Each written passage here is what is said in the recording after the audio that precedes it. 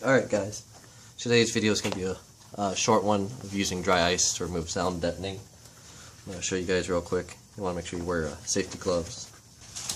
Here we go. A block of dry ice.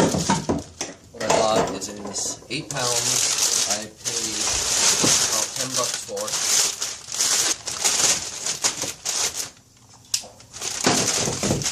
Yeah, dry ice over. Pour it on out.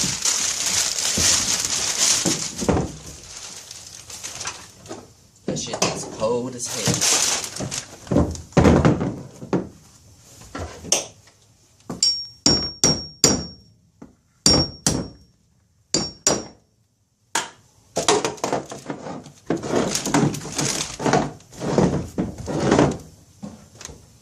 And you just let it sit there until it gets hard, and then you can chip it off the hammer. Alright, I'll get back to you guys once I make some progress.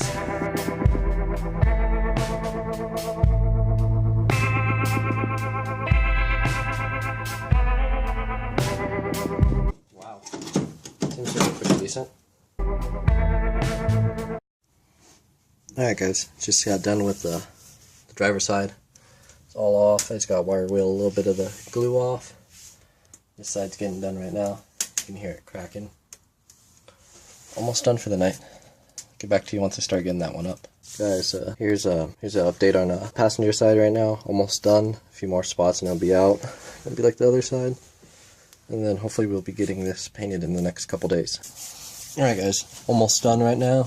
I'm just going to show the last bit of chipping it off with the screwdriver. Some spots stick down because it seems like it's glued in a few spots. But besides that, it's easy.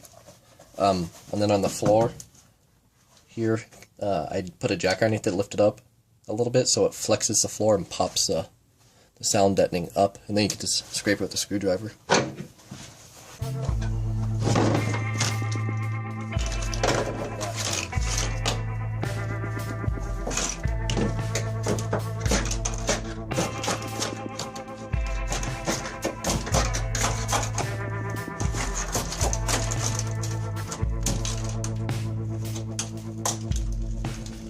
Out.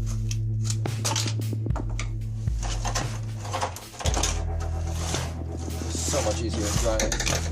I used to do this with a hammer and a chisel. It took me 3 hours just to get the sound deadening. This cuts the time off by so much.